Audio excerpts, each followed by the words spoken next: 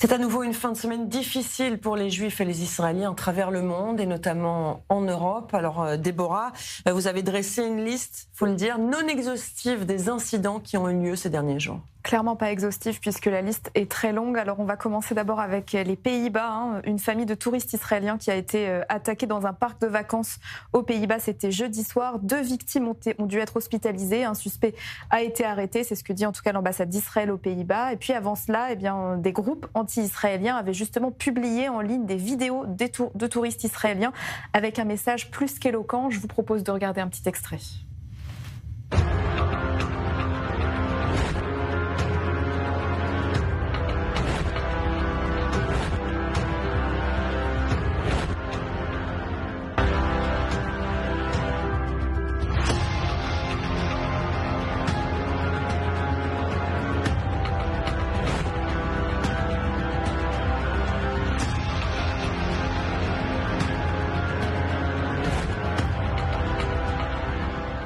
Il faut savoir que c'est la dernière d'une série d'attaques aux Pays-Bas puisque la semaine dernière, le bâtiment de l'ambassade d'Israël aux Pays-Bas avait aussi été profané.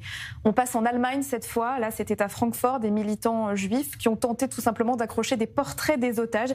Ils ont été attaqués par des dizaines de militants pro-palestiniens qui les ont encerclés et qui les ont empêchés d'avancer. Ils disent avoir entendu des slogans comme « assassin d'enfants »,« Palestine libre » ou encore « génocide ».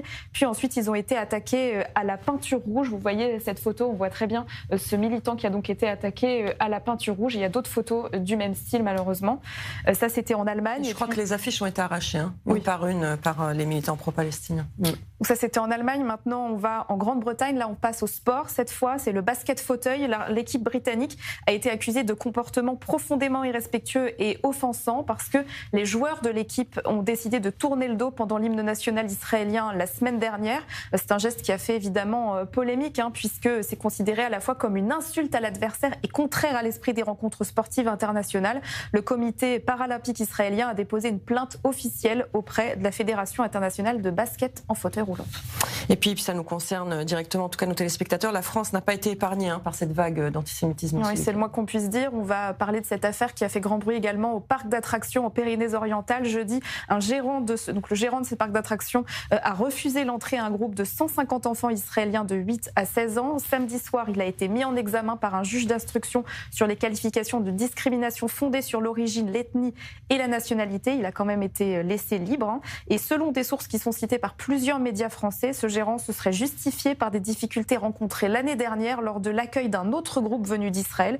Il estime que ce serait à cause de la barrière de la langue qui aurait empêché les participants d'appliquer correctement les consignes de sécurité. Et ce serait donc la raison qui l'aurait conduit à prendre cette décision. Et puis, troisième raison en 24 heures, je crois. Il y a eu plusieurs versions, effectivement. Et puis peut-être un dernier mot cette fois, c'est à Paris, la plaque des enfants d'Isieux qui se trouve dans le 13e arrondissement qui a été vandalisée. La plaque a été décrochée. Et puis il y avait aussi un message qui a été indiqué par un marqueur Free Gaza. Là aussi, une enquête a été ouverte. Et puis bon, on le sait, il y a eu d'autres affaires également.